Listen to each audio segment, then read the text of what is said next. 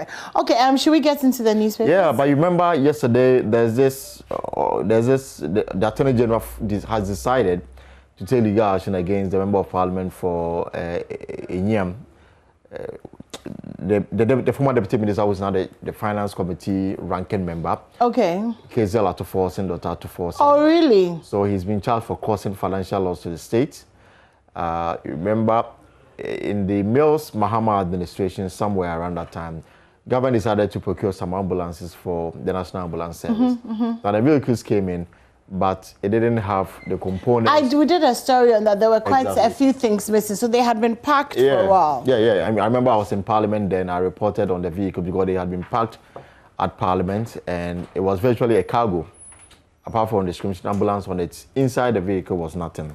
So the case has been going in and out of Yoko, the Attorney General's office, and I guess finally the agency decided to go to court and to demand answers why almost 4 million euros cannot be accounted for in the procurement of these ambulances. And Keziel Atuforsen was the Deputy Finance Minister then.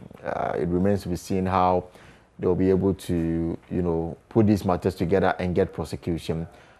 And also, I'm still checking, but somebody in a very prominent position in this country now, in terms of the hierarchy from number 1 to number 2, number 3, one of them was the health minister at the time. And it was under his watch that, the whole contract was signed and everything. So once Atuforsen, the former deputy minister, has been hauled before court to answer for causing financial loss to the state. If you want to drag the matter further, we are likely to bring in the person who was the health minister at the time. At that time. And that person occupies a very important position. What is very interesting. So the question is, what is going on? The question is, why now? The question for me is, and you see, sometimes you listen to these things, oh, maybe it's a coincidence. I don't know. Like at this point when e-levy is on the floor and it's like, okay, this side is not budging now. We're like, okay, we are going to take you people. It's very interesting. Well, let's see how it goes. They also tell you that, crime has no expiry date. They can decide to take you anytime they want. Of course they will. I mean, of course they'll say that. But I mean, I think it's going to be interesting if we get into a culture of holding past governments accountable. Sure. I think that it would be interesting moving forward on this. Because then it means that, when a party goes out, you know that, Charlie, your people, they come, except that I think the NPP possibly, and I could be wrong, possibly has a lot more lawyers, a lot more prominent, lawyers, outspoken lawyers. So I don't really know how it'll work. Well, Atuforsen said he's got his response. He's going to address a news conference later today and then to tell them. But already he's saying that it is because he is standing against what he describes as the oppressive tax that government wants to introduce. Of course, I'm tempted. I'm tempted to believe that this is part of the tactics, since the bowing to votes didn't work from this. Wow, very interesting. It really makes me question why this e-levy is so important. It's like it must happen at all costs. Well, if you look at our current economic situation, you will say that we need it. We need it not because the taxation aspect of it is subjective. I mean, everybody has his own interpretation, whether we are being taxed too much, whether it's even necessary, whether we need to put tax on e-levy. But if you look at our economic situation, the fact that our debt to GDP is taking us to debt distressed, borrowing more means that you are virtually suffocating everybody. Because all the revenue that you will take currently, almost 90% goes into the payment of salaries and interest on loans, leaving something very negligible for all the development proposals that we have in the budget. So if you are not borrowing, how are you able to fund your projects? If you by not being corrupt, by prudent by cutting down on other things. Then they feel that e-levy, which is generating money internally, will guarantee them almost 7 billion Ghana cedis every year to prosecute some of their instead of borrowing and paying and using all the money that we have. But let's see how it goes. Let's see how they are able to build consensus on this when they come back on the 18th of January. And the matter is back on the front burner. How are they going to proceed? I mean, because it was yesterday that Gabi met with the president, the former 2 days president. ago. It was 2 days ago. Yeah, the former president. Yeah, so I mean the former president. Yeah, so I mean obviously they're still talking about it, and even though they said that's not what they discussed. Anyway, it's up to them. We all we're thinking about is Christmas for now. Of course, we'll get back to all of that. We'll do the politics in January. Yes, please. So do you want to take us through the Daily Graphic? So the Daily Graphic has on its front page: stay safe. Christmas festivities. Religious leaders urge Ghanaians. Travel rush missing. That's according to the paper. But the paper is saying that it may get better today at most of the transport stations. Be mindful of product expiry date. No, this is very important. Yeah, we had the FDA here yesterday. You know what most of these supermarkets and small shops do. In fact, for example, after the show, you realize that you need to give somebody a gift and you are thinking of a hamper. So you walk into a shop, there's already a prepared hamper. You pay and you take it. You take it home, you give it to the person go through it, and most of the things they have expired because some of them they bring the goods in, they're unable to sell it, it goes through expiration. They will not throw them away. They package them, some of them in a hamper, and then if you don't take time to scrutinize the expiry dates on it, you might end up eating things that are not good. Okay. And it happens all the time. I've come across so many of such things, and I think that some people who sell, profit is good, but sometimes they also consider the health of the people they are selling to. Yeah. So, and another story is Boadu Ayeboafo re-elected National Media Commission chairperson. Let me start with the Christmas story. And the story starts from page 1. Some religious leaders have urged Ghanaians to stay safe and be cautious during the celebration this Yuletide to avoid fourth wave of COVID-19 pandemic as the Omicron variant surges. They said with the pandemic still lingering, the gift people could give one another was to be responsible for themselves and others by ensuring that they observe the protocols during the gatherings. Ghanaians should also get vaccinated against the disease in order to prevent the spread, thereby exhibiting true love. In addition, they said Ghanaians should celebrate Christmas by putting aside their differences and live in harmony by coexisting peacefully for the smooth growth and development of the country. The religious leaders who gave the advice in separate Christmas message to the Daily Graphic included the president of the Catholic Bishops Conference, the Presbyterian Church of Ghana, the Methodist Bishop, and the others. And I guess the message is very clear.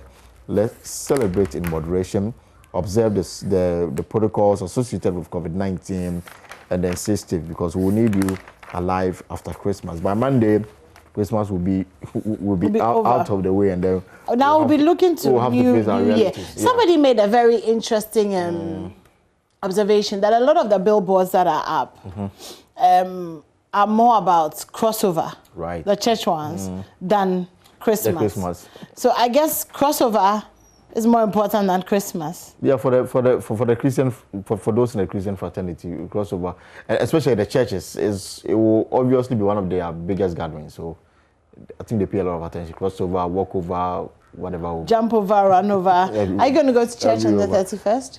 Well, I personally, I have my own opinion on this matter. 31st to 1st January is just crossing over into a new day. There's nothing significant about it. But it is waking up, going to bed on Friday, waking up on Saturday. So there's not going to be any unprecedented change in your life and all that. Instantly. It's about what you do. Yeah. How you walk into it. Yeah. So all these prophecies, and sometimes I have my own. Okay, I see.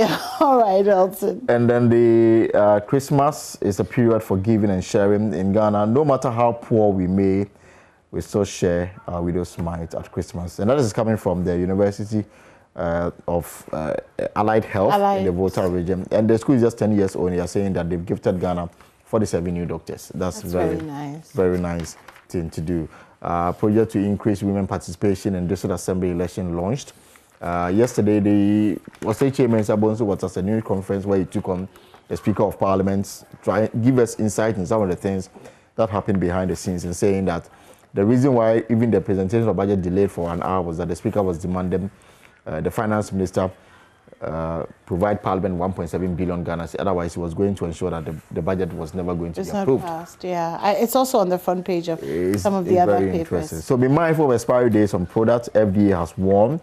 we've already spoken about it. So when you are buying your hamper, whatever you are buying, please check the dates. It is very, very important. Parliament to strengthen oversight, responsibility, Town Staff Assembly, great committee to facilitate development.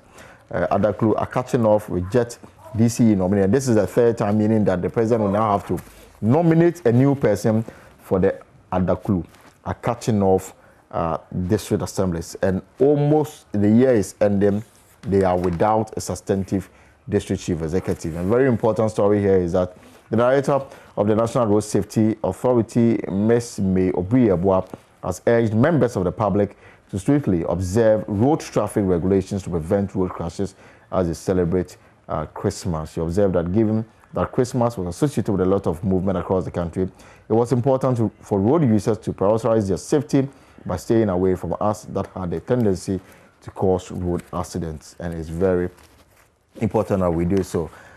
Sports page, boxing pro league starts next year. Busy time at Bukom, Adonai Estate to construct golf park. Back page of the paper, site for solid waste disposal ready in January 2022, and Road Ministry get tagged with premise concrete companies. So anymore, that's your daily graphic for the 24th of December. I'm going to do a story from the Republic Press. How to break up with someone at Christmas. It's a very, very, very sad thing. So there's a story here about breaking up with somebody during the Christmas holidays. The first thing that comes to mind is if you really want to break up with somebody, why don't you just wait till after Christmas? Is this poverty induced? No, it's the thing is not working. So break up. And it's like, okay, you want to break up, but it's like, okay, now it's Christmas, so you can't. But the problem with that is that it means that you're just going to be miserable. Of course. The whole Christmas. Because you're going to be required to spend time with them. Because, obviously you feel like if you're in a relationship that we should be together at Christmas. Sure. You don't want to be there. You want to break up, but it's Christmas, so what do you do? Well, this article tells you how to do it. Be kind and be decisive and, do what you have to do. But be sure, because otherwise, if you break up and you come back, they'll always be there. Hey, you broke up with me on Christmas Day. Hey, you broke up with me on Christmas Day. How could you do that? Anyway, there's also an article here, 10 ways to have a healthier Christmas. So staying safe during this Christmas season. I like this one. Don't sit down all day. Go easy on the booze. Don't give yourself a Christmas stuffing. Don't stress. And apparently colds are rife at Christmas. So, And don't borrow to also spend Christmas. Don't borrow. Don't borrow, yes. Eat fruit. Think before you eat. Cook carefully. Engage your brain and do something for other people. The borrowing for Christmas, dear, is very, very, very serious. Because it's like borrowing for a wedding. Now when you finish January, you have to go and pay. You know what's funny? Every time I see my end of December salary come into my account before Christmas, I look at it like the devil is a liar. Yeah, these people, you are I'm not touching it. I will not touch it. I will not touch it. Because it's very easy to get so excited. You blow. And it's just maximum 3 days. And then January. Everything is over. And then January. I swear. Anyway.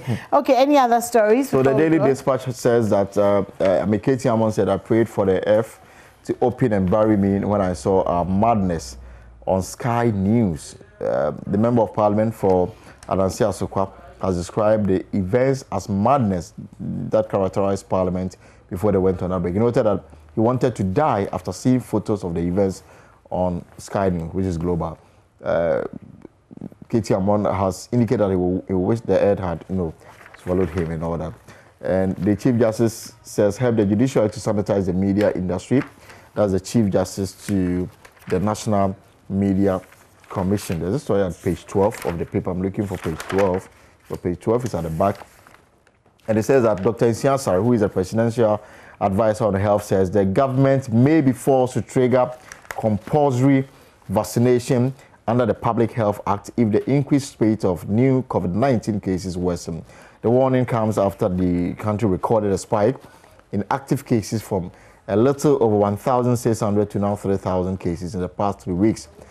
3 days, actually. Speaking to Asase Breakfast Show, Dr. Asare said the spike is due to importation of cases because of the festive season. It is the influx of people coming all over the world for holiday, and I'm sure that you will aware that there's a lot of surges all over US, Europe, and the UK, all are having their fourth wave, and a lot of our compatriots and other foreigners are coming into the country, and once they come, the importation of the virus into the country also goes up. But we have testing facilities at the airport. So what happens to that? If people are tested positive, do they just allow them to mingle with the general population, or they are? I think they are isolation. You were telling us last week or so. So how come you are blaming the increase in the communities on people who are coming out of the country if they were actually tested? They were tested positive and they were kept away from the general population, then the rise wouldn't have happened. Exactly. Yeah. Maybe it's floating in the air when they go, as they come out of the plane. Then I don't, there's a part of me that doesn't necessarily believe that there's a rise in numbers now. Because for a few months, the Ghana Health Service was not giving us the daily. Yeah, because I think we all went to sleep on COVID. We thought we were out of it. Exactly. So are we saying that our numbers are now, we don't actually know whether it is now that our numbers are going up, or whether, I hear what they're saying, but I feel like this has been it for the past few weeks. So. Yeah, I mean, you can clearly say this. But then also when you look at Greater Accra, for example, until Monday, recording just four cases a day and now 400. 4 to 400. Yeah, so they've been incubating, just cooking. So now, boom. It doesn't actually. My fear is after the festivities. Yeah. What will happen after the festivities? After yeah. Now that, I think now we just have to enforce the social protocols. It is very important. And hope that the cases are not severe. Yeah, yesterday. Because people are chilling, and nothing will stop them from chilling. I mean, yesterday on my road, my road is littered with so many sports, pubs and all those. And when I was going home last night, partying all through. When I was coming work at dawn, they were still partying. They had not finished. They were still partying. Wow. But they actually blocked one part of the road, and it was just dancing and boozing and all those. How can you tell such people to go and do social distancing or wear masks whilst partying? It's very disturbing. It means that we have to be extra careful. Today is 24. There are so many events happening in town. So many. Most of them indoors. So many. Okay. Anyways, I think that's about it. Do you have any more stories? No, for now, that's it. Looks like most of the papers have already gone to bed. Gone on, yeah. And we'll be back somewhere around the 3rd or the 4th of January. 2022. So these are the papers that will keep us at least company till everything is over. But we were waiting to hear what Dr. Atuforson will say today. Exactly, later on in the day. Him being hauled before court to answer charges of willful causing financial loss to the state. And yet the amount of money involved is 2.3 million euros. I see. You're off next week? Yes, me and you all. No. You'll be coming to work. Yes. Yeah, but I'll still be joining Ezra will be back the following week. I'll still be joining you for the newspaper review. Oh, that would be nice. Okay, all right then. Well, see you on Monday then. Sure. Okay, well, thank you so much for staying tuned in. And we've just gone through the newspapers. And we're going to take a quick break. When we come back, we'll get into the sports.